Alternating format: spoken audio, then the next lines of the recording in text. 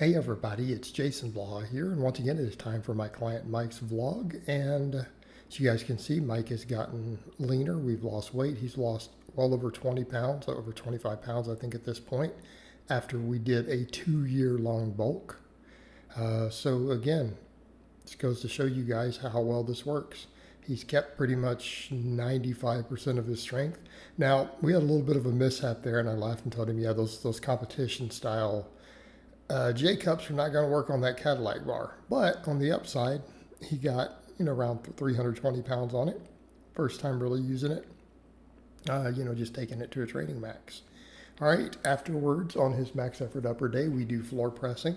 Mike gets a lot out of floor pressing, and while I like to do dumbbells and stuff for him when I can, sometimes it seems like the extra range of motion does eventually get to his shoulders just a little bit. And I'm not saying an injury, we're saying is a little bit of inflammation, which is something that is a sign we need to change things up. But the floor press tends to be a fantastic staple for him, along with the JM presses, which you see him doing here. These movements, he has always responded really, really well to. And a lot of people do. It's actually quite a good combination. It's a very good combination.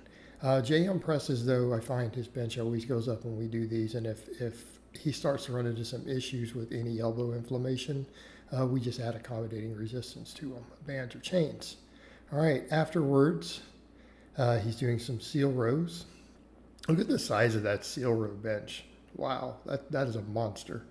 I mean, it makes him look like a child up on top of it, and he's over 200 pounds. So that thing is a beast. Just a side note there. Then, of course, we do some shoulder work, and we keep it simple, some dumbbell lateral raises. We don't need to get too complicated unless someone is really specializing in shoulders, and in which case I'll do multiple different exercises.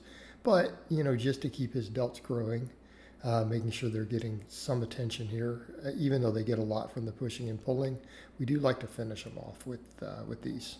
All right. Afterwards, although these seem like they got out of order a little bit, he's doing some good mornings there on his max effort lower day with the Kabuki transformer bar, which for conjugate lifters, this thing is phenomenal. A few of my guys have access, and a lot of times I just rotate the settings. They just max on different settings on this bar, is their max effort squats. Right, a lot of times we do that, and then we work in the straight bar as they need it to make sure they can still set it on their back correctly. But these files, sorry, they got slightly out of order. We did sumo deadlifts against chains, and it looks like he got, I think these are all in kilos. Yeah, these are kilo plates, Alico plates. So it should be about 485, right? Because it's 220 kg plus a little bit of chains. And for some reason, like I said, I missed some stuff during the middle of my move. And so we missed his other deadlift over 500 sumo, and he's realized, he's like, you know what, I'm just decent at sumo, because he's a good squatter, good bencher. His deadlift has always lagged. But now that we're messing with a little more sumo and he's pushing it, he's hitting these big PRs. So, we're finally above 500. Now we laugh because, you look at him and no one's thinking he's only a 500 deadlifter, but we fought to get to 500. Him getting to something like a 480 squat came easier and faster than a 500 deadlift. Like, he has a long tendency of them being about the same. But, again, he's a very thick guy, so he's good at squatting. There's some technique issues to worry about with his deadlift still. All right, so for supplemental lifts, we do belt squats, we do some goblet squats. We do those good mornings that you just saw. And then, of course, he does reverse hyperextensions, which I will always be a fan of. Any of my clients who have access to those, we're always going to do them. We love reverse hyperextensions on Team Blaha. You guys know that's why I just invested in the bigger Rogue Z Hyper, which is the same one he's using there. It's the same one I bought for my garage gym. That thing's a tank too. It's a tank. I'm not going to break it.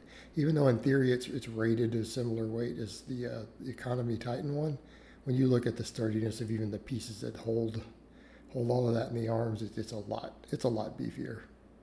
All right, speed bench against chains. We rotate his sets, wide, medium, close. I have him doing a 5x5 at the moment. I've got a couple of my A few of my advanced people messing with 5x5s again with the lightweight for the speed work.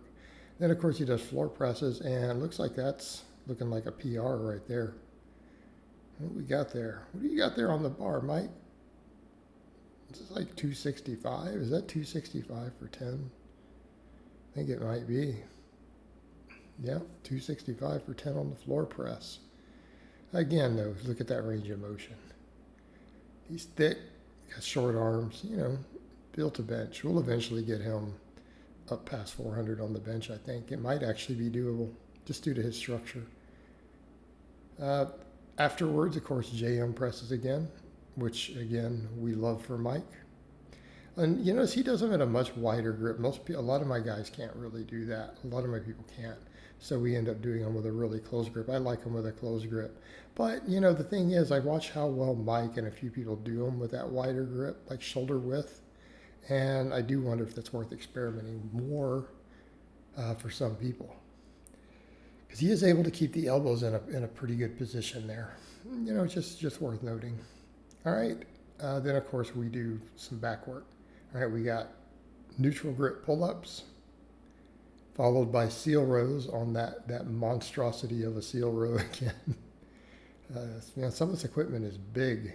Some of this equipment's big and heavy. But, it's a strength gym. It's actually a good thing. A lot of this is overbuilt for your home gym, but in a commercial environment, it's a strength gym like this where there's going to be a lot of strong people in here abusing it.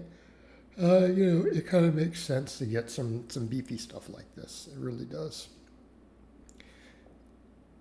So we have that, and then we finish up the week with his dynamic effort lower day. And of course, we're messing with that transformer bar again. Or is he just doing a safety squat bar? No, he looks like he's just doing a safety squat bar. I'm not sure if that's a Titan or an Elite FTS from this angle. We're doing this with, box squats against chains with the SSB.